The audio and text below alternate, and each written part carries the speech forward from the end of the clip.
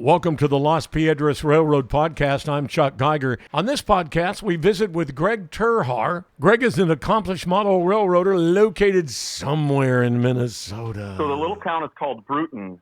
It's a town of about 700 people, and it's it's just dairy country out here, farm country, and so here's the cool thing. So it's a town on the old Sioux line, and my dad's farm actually, in fact, my brother lives just down the road.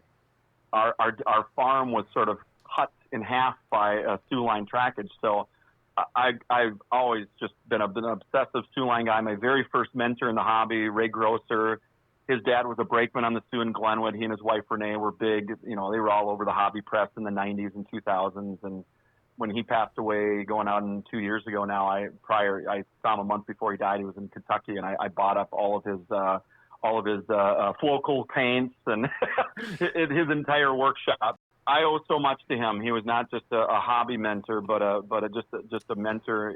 And he so I don't know if you looked at any of my my website, my YouTube page. So for a hot minute, I was on this Bonanza Valley and Western, which was kind of my spin-off or my take on the Red River Valley and Western, Twin Cities and Western. I kind of imagined it as a proto-freelanced sister railroad to those two lines, because they're all old. Those two are owned by the same ownership. So in the summer of 2023, I knew Ray still had his stuff. We'd always been in contact. I'd visited him many times, and I said, "Hey, Ray, are you still doing any custom painting?" And at that time, he'd slowed down a lot. And he said, "Yeah, a little bit." So he custom painted for me 2 diesel locomotives in the Bonanza Valley and Western scheme. They were the very last things he ever painted. And I'm not kidding you, Chuck. Like 2 weeks after he shipped them to me, and he was always very, for as prolific as a model railroader was, and I forget what MMR, they were just outrageously talented. Oh, sure modelers. They were. And 2 weeks after he sent the locomotives, he called and said, I'm so sorry, I screwed up. I'm like, oh my God, Ray. I for one thing, I've never custom painted. I custom weather and I airbrush, but I've never custom painted a locomotive. I just, that's not my thing. And he's just bagging on himself. And he said, oh, by the way, I've got terminal cancer, and what do you do? And so I'm the proud owner of the last 2 things he ever custom painted. And on top of that, I've got 7 of the buildings that he and Renee scratch built for their original HO scale traveling layout, which was the first time I ever got introduced to them, because they brought it up to Minnesota and set up in their hometown here. And he let me run, and we were fast friends ever since. But I got the Glenwood Depot, the little apartment that sat right behind that depot that he grew up in, and his mom would actually cook at the beanery for the crews, and then his dad was a brakeman for the Sioux. And I've got some of the other buildings that were on that layout, and they're just a treasured part of my collection. And I've always thought, well, maybe someday I'll go back to I'll do an HO scale, and I've got some HO scale equipment still, and some 1950s era Sioux line stuff. But, part of me is just like, what, I don't mind it sitting on the shelf either. I don't know that I could ever, this scratch-built Glenwood Depot, this is how crazy they were. She did that depot, I think, 3, if not 4 times to get it perfect.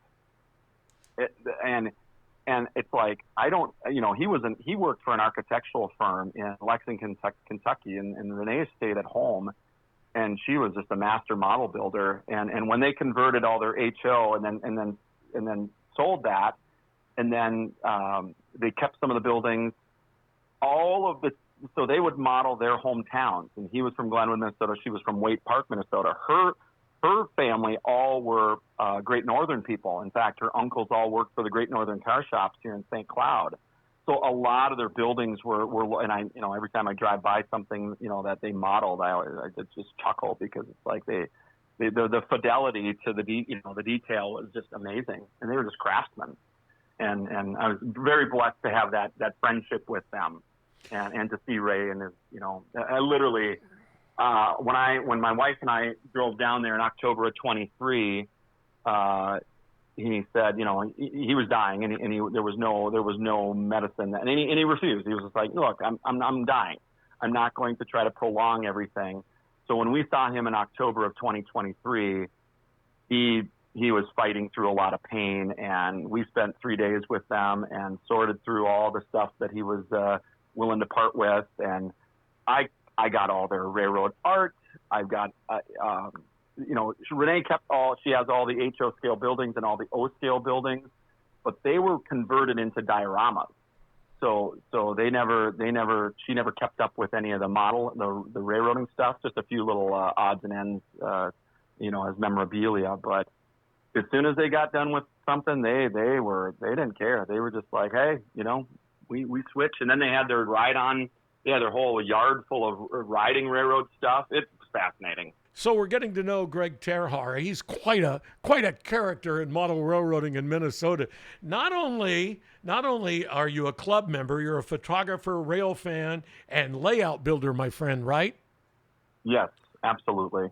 Yeah, they all go hand in glove. All right, so we got to start how you came up with this unique combination of British railroading and the Southern Pacific in the San Gabriel Valley in Los Angeles. How in the heck did this happen? Oh my gosh.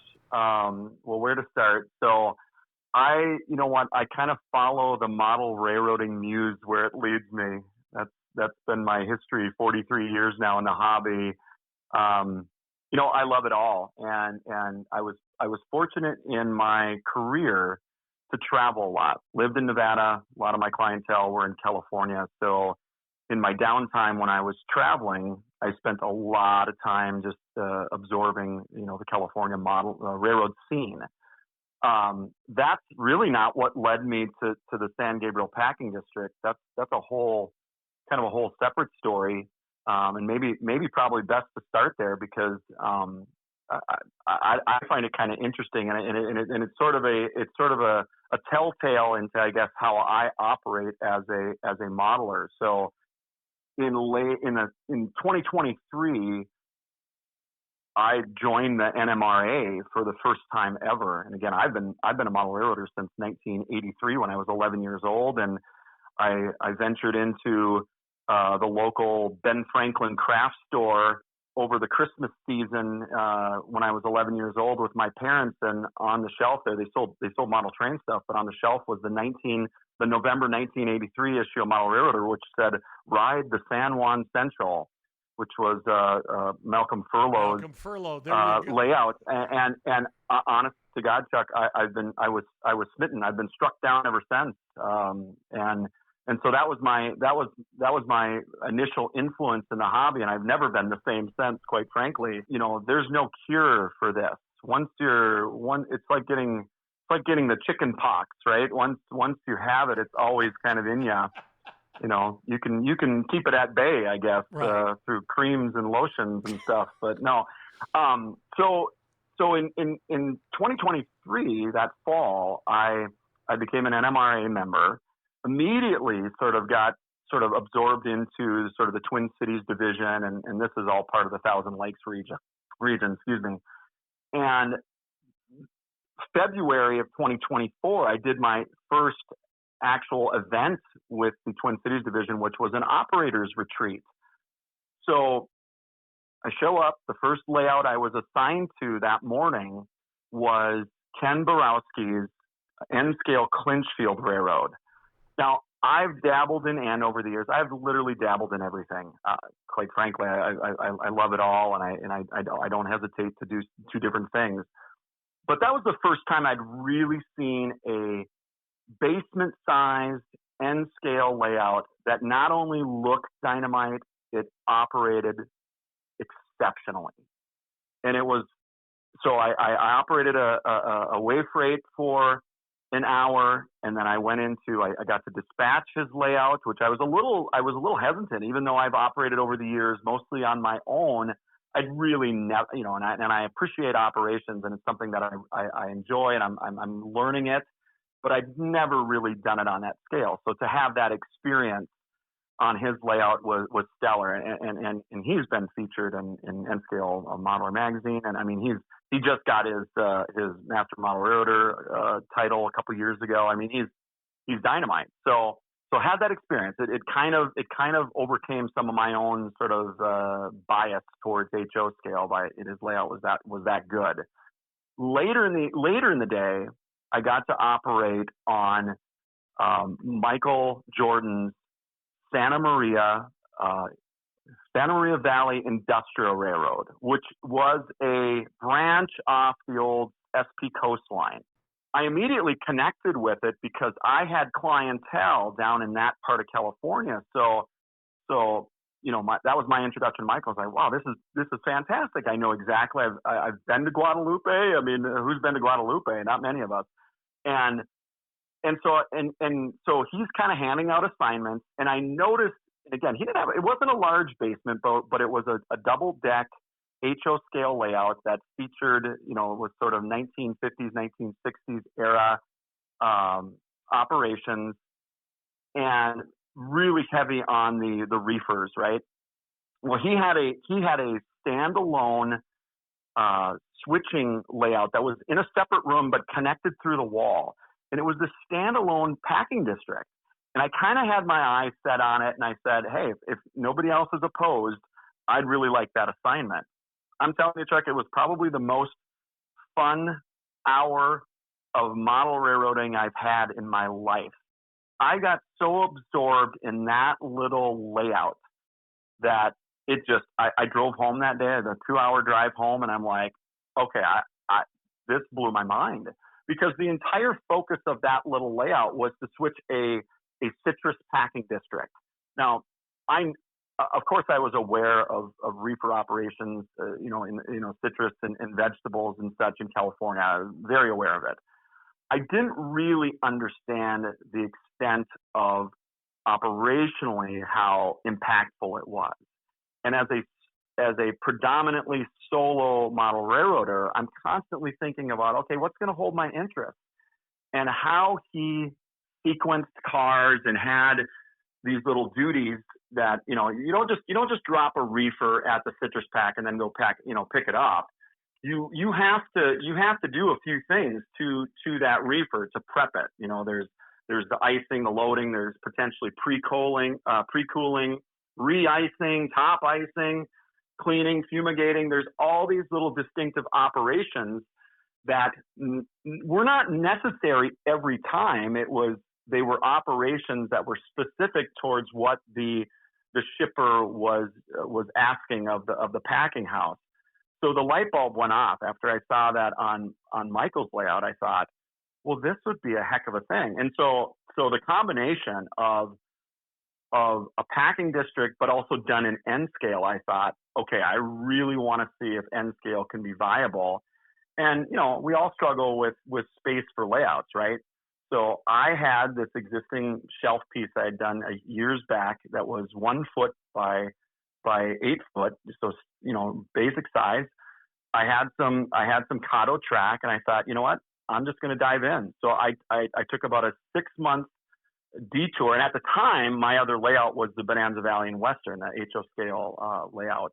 But I stopped working on that, and I took a 6-month detour to do this packing layout, and really dove into the operations, really kind of dialed in. And I'm at the point, it got so good for me that I was like, that I'm already kind of designing 2.0 version. I want to expand upon it, but I want to get away from the Kato track. I want to switch to like a Atlas Code 55 or a Pico Code 55 or something. And so I've got some big plans now. The other side of it was that in that journey towards building this layout, one of my greatest joys in the hobby is the research aspect. So I really dove deep into Tony Thompson's book on the Pacific Fruit Express, Signer's Coastline book. Generally when I go through this process, it usually comes with, $500 worth of book buying. We were talking about the California Packing Plant websites. Who's the actual author of that? Or are there a bunch of different contributors to it? Because those are multiple pages that are split into communities of all those packing houses.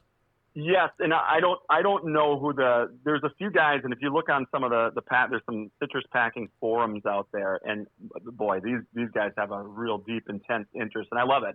I mean, again, I'm thankful for guys like this. It makes those of us who can't go to daily go drive by an old packing house and take measurements. It makes our lives so much easier from a research standpoint. So it's such a great website, and so where the San Gabriel came into play, and I can't think of the guy's name who did that site. I'm a big fan of Ward Kimball, who was a Disney animator, and of course he had his love of trains, and what was his railroad, the Grizzly. Why am I drawing a blank on his? He had an old 3-foot narrow gauge that he had built out in San Gabriel at his house. You know who Ward Kimball is? He was an animator for Disney, and he had a phenomenal tin plate collection of both American and European toy trains. And he passed away, I want to say, in 2002 or something like that. The Grizzly, what was the name of his railroad? Anyway, drawing a blank. But he lived in San Gabriel. And once when I was down in that area, and it was right after he died, and he had purchased there was an old depot that he had bought off of, from a Disney movie set, the Grizzly Flats Railroad, and his locomotives got moved to the museum down in, is it San Diego? It used to be the Empire, Inland Empire or Orange Empire Railway Museum. So his actual full-size locomotive collection got moved to there, but the depot stayed on site. And I drove by it once when I was doing some business in the area, and you could kind of see it back through the trees. And it was an old Disney movie set and very famous. John Landsetter, who's a Disney bigwig, he bought that building after Ward Kimball's death and after maybe Betty Kimball passed away, and moved it up to Napa Valley. And in probably around 2012, 2015, when they had those big fires up there, the thing burned to the ground. And this thing was once used on an old Disney movie. I think So Dear to My Heart was the movie from the 1950s or 60s. And it was a set that Ward Kimball had taken the three sides of this old depot and then turned it into actually something. So look them up. I mean, it's fantastic. But so the San Gabriel was a little bit of an homage. Now, in my research, I realized that the Southern Pacific, they had a branch called the Whittier branch, which is just south of where San Gabriel exists, and it's a fascinating little. There were some packing houses. It had sort of the trifecta. It had SP. There was a UP packing house that I think both UP and SP served, and then there was a little branch of the Pacific Electric that ran through there too. So I kind of got to thinking, okay, maybe what I'm after here is something rooted in reality on the Whittier branch, but just progressing a little bit further north. And of course, everything in that area, it's nothing but, concrete parking lots now. And you'd never, ever imagine that there were citrus fields in any of these areas if you travel through there today. In fact, that's another whole very interesting topic, because citrus in and of itself, ultimately sort of those trees basically burned out. They could only produce for X amount of years.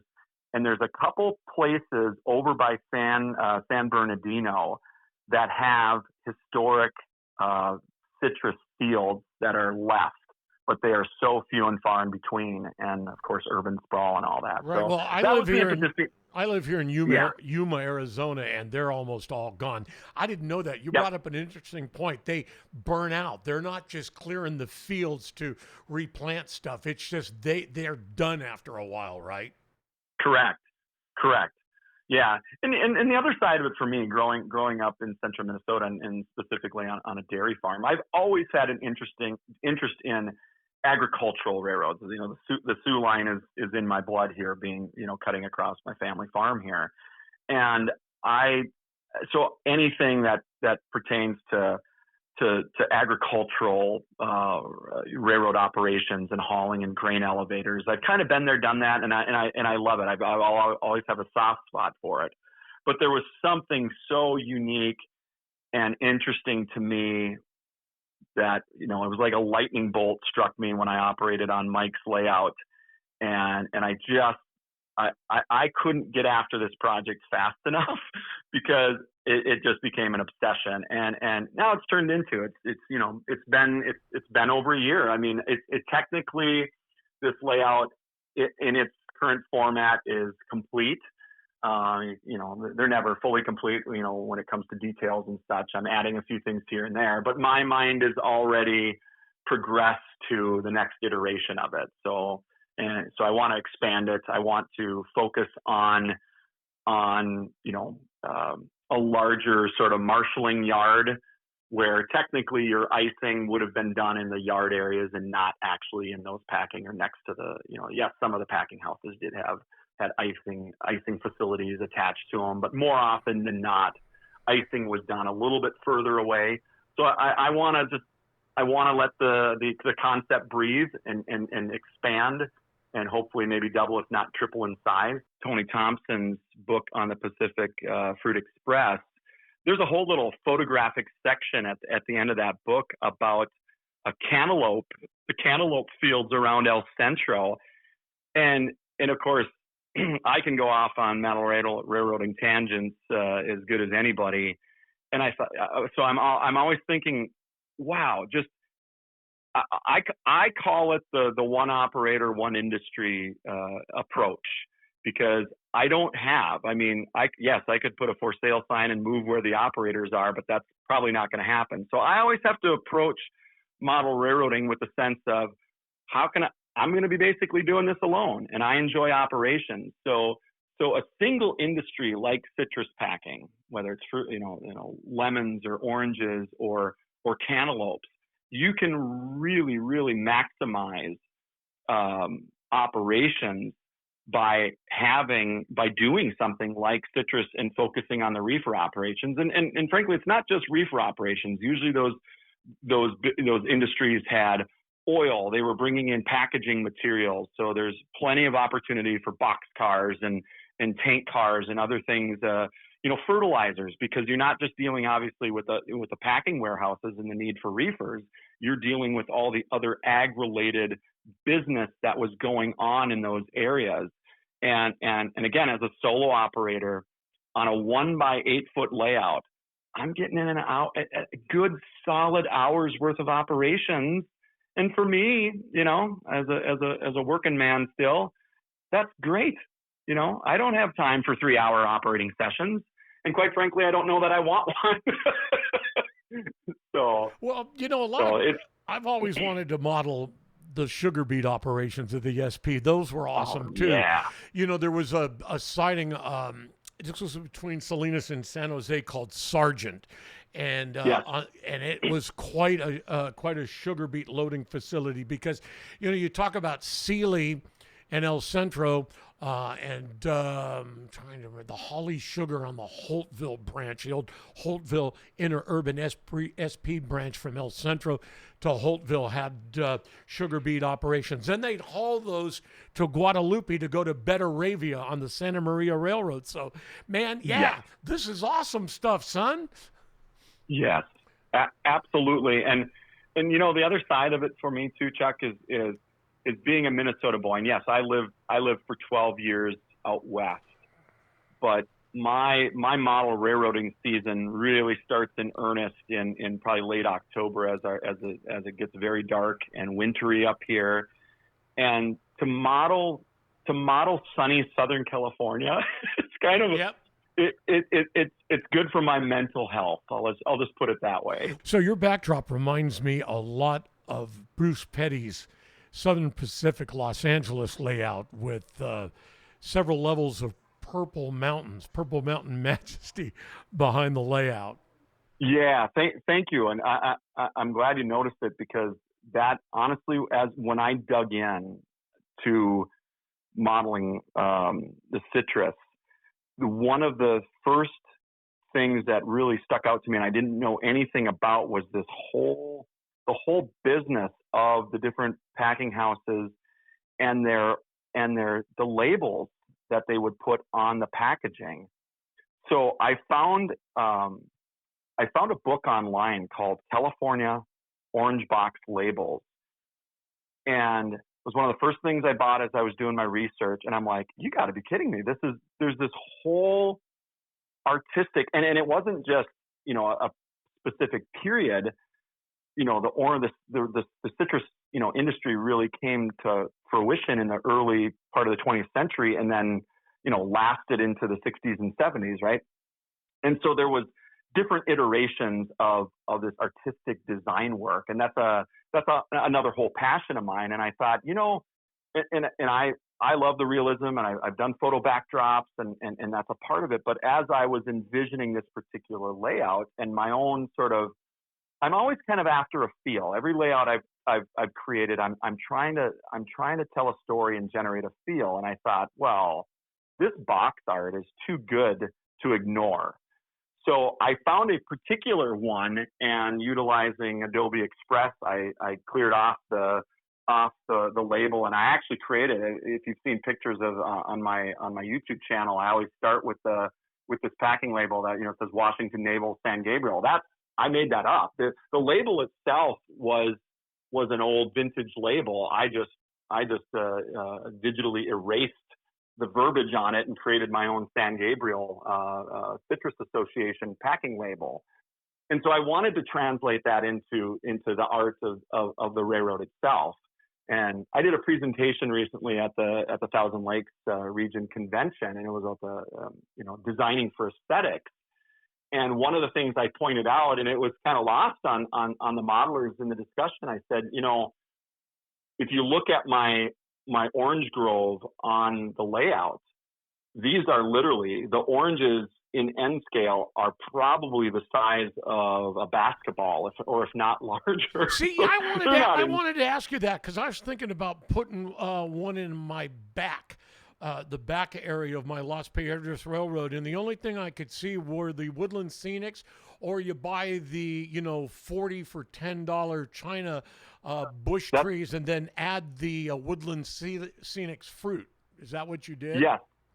The ones I have on my layout came from China, and they came in a pack of, I don't know how many of them. There was 20 or so, and they, online, of course, it says, N scale, but that's, it's not. Like I said, they're legit. Probably, in N scale, they're probably the size of a basketball.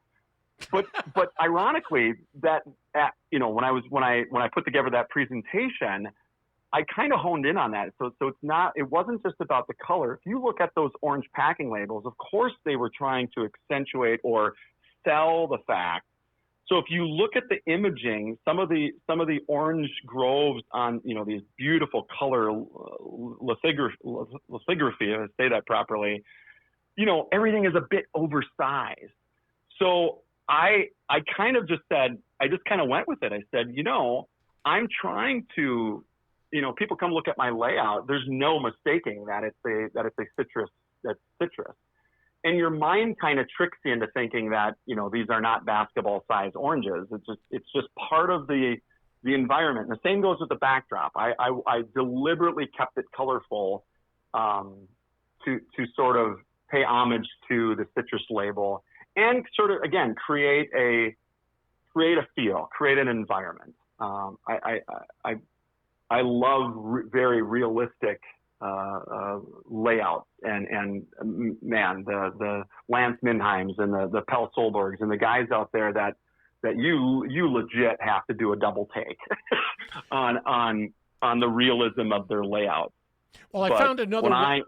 So I found another way years ago when I was building a layout in Fresno. I had a couple of sun-kissed packing houses that I could pop those 57-foot Pacific Fruit Express reefers next to, and it had a grove in front. And you're right, the basketball N-scale oranges. So here's what I took: orange paint with the small brush and dabbed it on. It looked a little better. Yeah. one of the things as I'm planning 2.0 version of San Gabriel is I'm struggling a little bit because my tendency is I do strive for certain degrees of realism, but not without, I don't want to lose sort of the creative, the artistic aspect of it. No.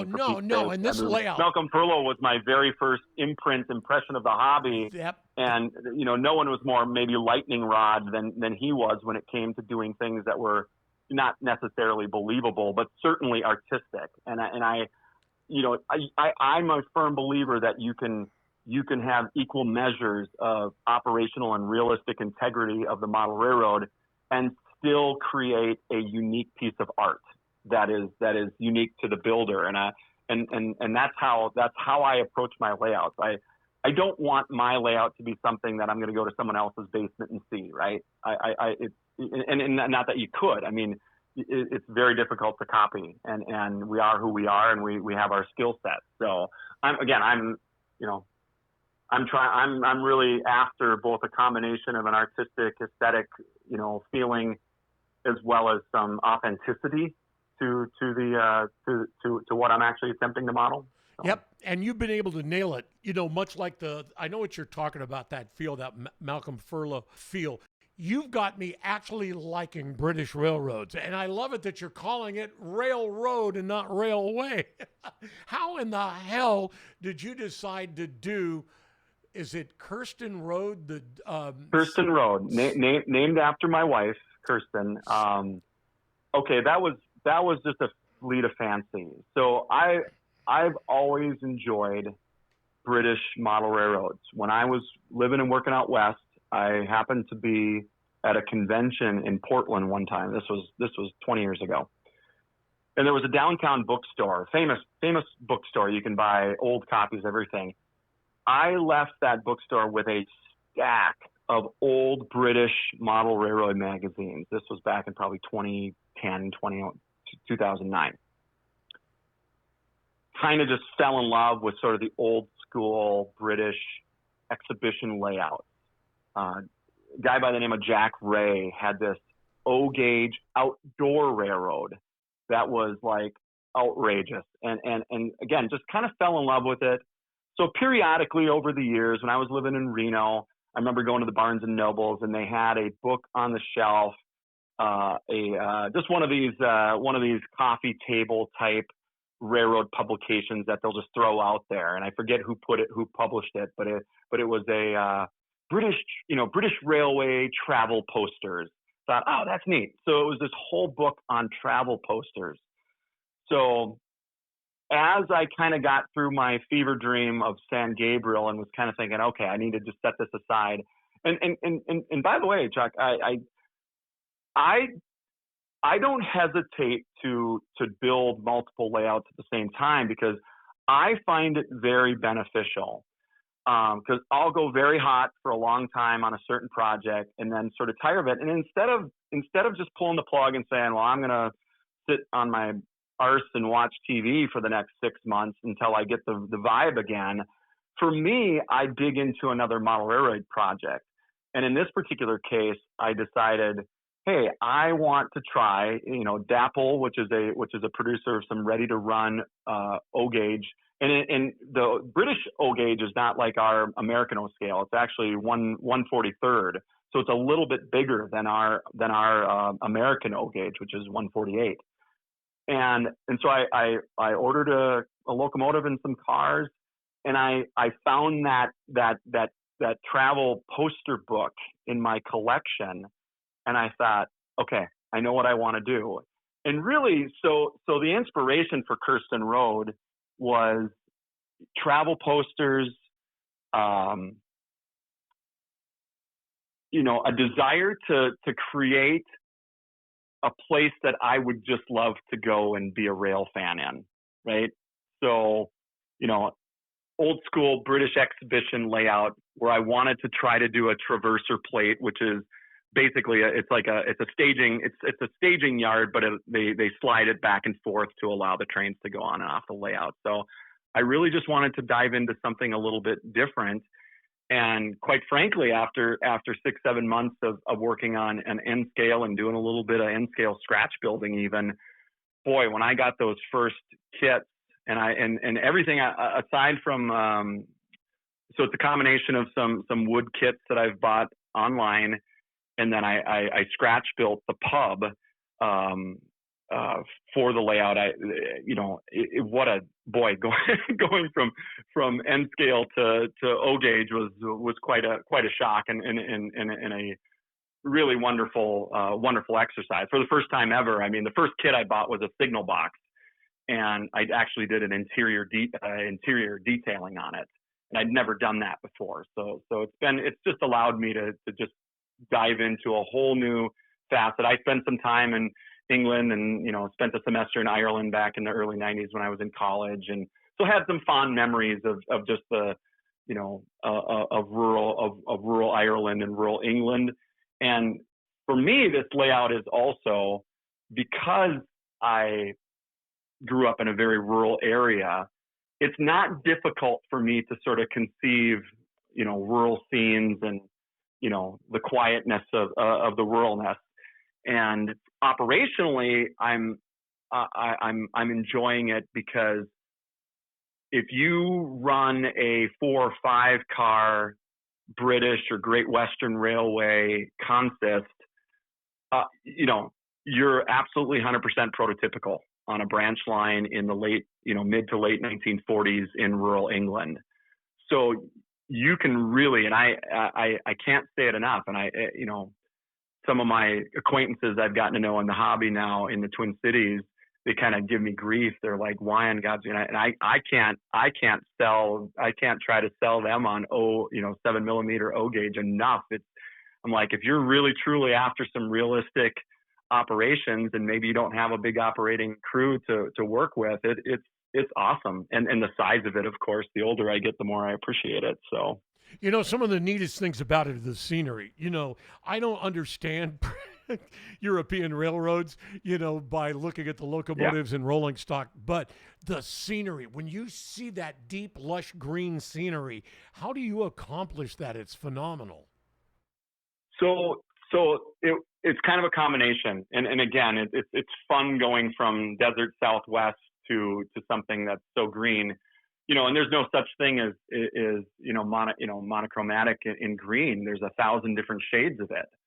So I actually I found a commercial photo backdrop for Kirsten Road, and I actually bought 3 sets of it, because the backdrop, if you look, is the same backdrop over and over. Now, I was not happy with the sky, and this is truly a photo backdrop.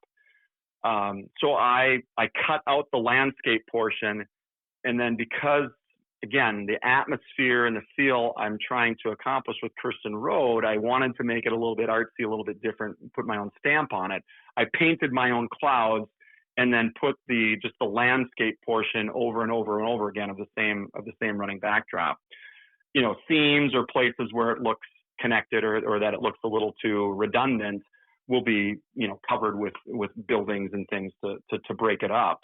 And then, of course, all the scenery techniques I use, traditional stuff, the most, static grass, combination layers. There's the Brits like to do, they're very cost conscious. I'll just put it that way. So there's a lot of economic approaches to scenery building and such. If you get into some of the British websites, the modeling websites. And one of the things I noticed over and over, and I saw it in the hobby magazines, was the use of horsehair. So it's just a synthetic matting product. I don't even know what the heck you'd use it for outside of what I'm using it. And if you cut it up real nice, and then one of the things I love is super leaves. I use super leaves as ground cover. I use it on trees. I use it, but these hedgerows I make for Kirsten Road are traditional horsehair, and then I'll give them a good coat of couple shots of different colors of rattle can spray paint, and then I'll shoot them with some spray glue, and then I'll put some fine ground foam and super leaves on it, and it just makes fantastic little hedgerows. So I'm trying to adopt some of the techniques, whether it's horsehair hedgerows or even using a traverser. Again, you don't see traversers on many American layouts. And I did mine real down and dirty. It doesn't have any, doesn't use any sophisticated, methodology. In fact, it's just wood on wood sliding back and forth. And how I got it so it wasn't so annoying is that I just put some candle wax on the bottom, where the wood is rubbing against each other. And that was a technique, again, that the old, the Brits would use on their layouts. And I thought, okay, just trying to do something a little bit different here. And again, at the end of the day, for me, it's all about sort of atmosphere without losing sort of legitimacy. And so you can come to this layout and you can say, oh gosh, where was that in England? And I can rightfully say, well, it's very much inspired by the Midlands area and some of the, Southwest, Great Western area. The hardcore guys will say, wow, your Great Western paint on the depot the shade is not correct. And I'll say, well, too bad. It's my artistic vision. So. Hey, speaking of artistic visions, how did you do the clouds? Because most of the time people will freelance clouds. I always use the old New London Industries cloud stencils because they work great. And your clouds look like that. It looks like an overlapping of different shades with stencils. Am I correct? No, all hand painted. Oh, all hand painted. I lose. Yeah, I lose. If you look at my YouTube channel, I did just a small little tutorial on how I do my clouds, and it's literally maybe 3, if not 4 different, latex paints, cheap paints that I buy at the local hardware store. Okay, it's done with the gray. I see it. Just do it. I work really fast, and I see it. It's being done with the gray. When I look at the picture of the station and the clouds behind it, the white, and then there's shades of grays to form the dark pieces of the clouds painted by hand, yep. Right? Okay. Correct. Yes. And again, for me, it was, like with San Gabriel, I just kept it a very stark blue. What my memory, serves me in California was always seemed like it was always blue skies. With Kirsten Road, it was really about that, when you live in rural England, it's like once a day you're staring down a rain cloud. So this, the clouds come and go constantly, and I wanted to just evoke that mood, that feeling. So there's just a touch more drama, and again, you look at them, they're probably not even the most realistic clouds, but I think when you have the effect of a commercial photo backdrop landscape with these hand painted clouds, it kind of, it sort of tricks you out. And I've gotten more darn compliments on these clouds. I'm like, well, it's not that big of a deal. And that's why someone had asked me on YouTube, oh, how'd you do the clouds? So I did a small tutorial because I'm all about encouraging modelers. I say, take a chance. This stuff is not that difficult. It really doesn't take much. You just have to, do a few little things and you'll be happy. So. Tell us what the future plans are for both of these layouts, and what do you see happening with yourself as far as your love that you have of rail fanning, model railroading, your club membership. Are you a member of a club or just the NMRA? Just the NMRA. Okay, gotcha. Yeah. So as I said earlier, the future is I'm kind of in a design phase 2.0 of San Gabriel. I actually started sketching out a couple new buildings to scratch build. One is the sun-kissed packing plant that was in Santa Paula, up on the branch, Fillmore, Santa Paula, that area. That's on the such ST. an awesome branch. Do you remember? Do you remember the L.A. garden guy Bob Sameas that did that area on that great HO layout? I'm trying to find what happened to him. He moved to Seattle, and then I can't find any of his pictures of that great L.A. layout that had Fillmore, Ojai, and Santa Paula. Wasn't he in broadcasting or television too? He was the garden writer for the L.A. Times. Yeah, yeah. I I've sought out some of his stuff online too, and it's hard to find. Like I don't know, and I remember his layout was just in his garage, and it was beautiful.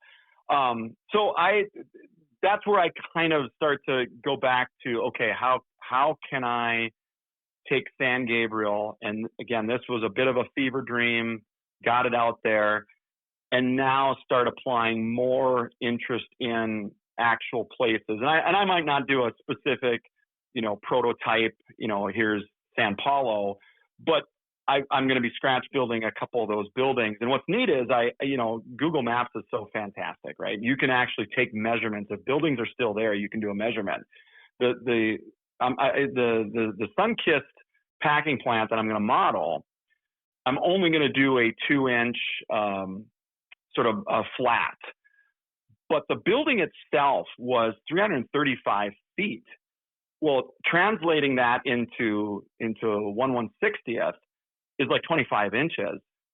And most people selective compress. And I thought, okay, for my expansion of San Gabriel, I want to model a couple full size, even if I don't do the full building and they're just building flats, I want to incorporate the full length because I think it'll make it fascinating, not only to share with people and say, hey, this is what the full length of this building looked like, but operationally, it's kind of a game changer. You're no longer looking at, wow, it's just a siding that you can cram 3 cars in.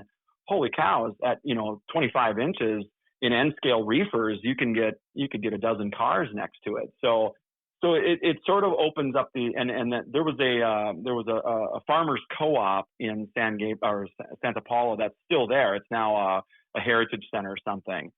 And that one I want to model the full size as a farmers co-op building. So where San Gabriel is going is I'm now in sort of design and planning stage, and I'll start to build some of the infrastructure and scenery and kits or scratch build the buildings that I want to incorporate, and then just putting pen to paper and designing what it looks like. The space I have in my basement, I could accommodate literally doubling, if not tripling the size of San Gabriel, almost like in a U-shaped pattern, and really allow a very large marshalling yard. Right now, my consists, I can bring a block of maybe 6-7 reefers in at most. I want to be able to bring in a block of, 10 to 15 to 20 reefers. So that's operationally, that's my goal, to step it up a little bit and make it a little bit more plausible without losing some of the influence of the artistic, the packing labels and that artistry. I want to retain that.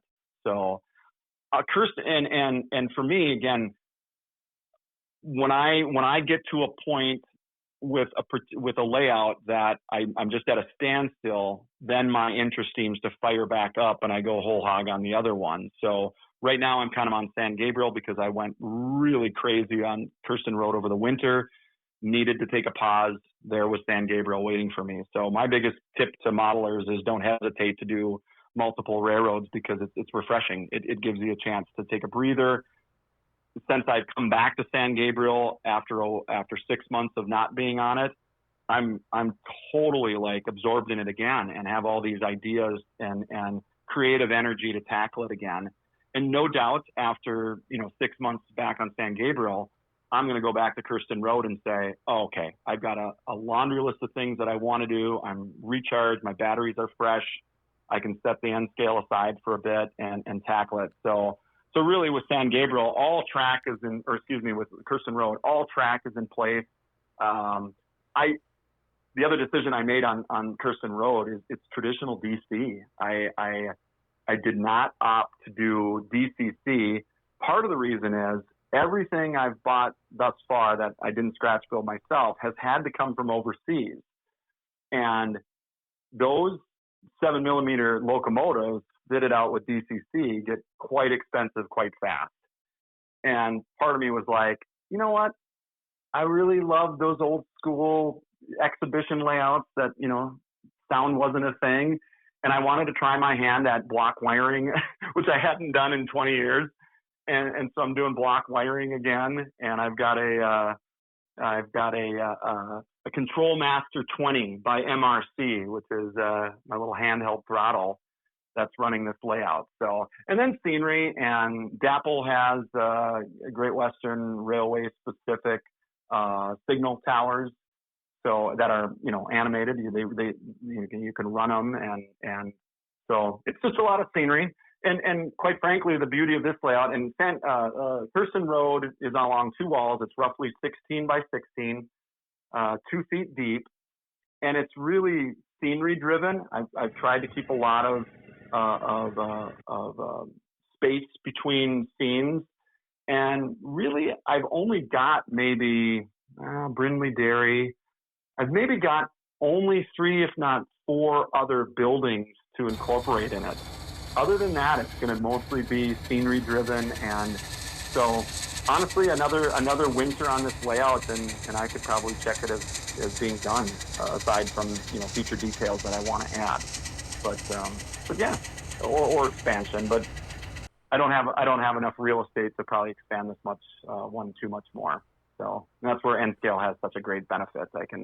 I've got real estate to expand on the N scale for sure. Well, friends, we've been visiting quite thoroughly with Greg Terhaar. Greg is at Greg's Model Railroads on YouTube. The home is Bruton, Minnesota, on your family's dairy farm. Hey, what time do you get up and deal with the cows, or there are no more cows? This farm has not had milking cows since about 1992. My dad waited for me to graduate high school in 1990 before he got rid of all the cows.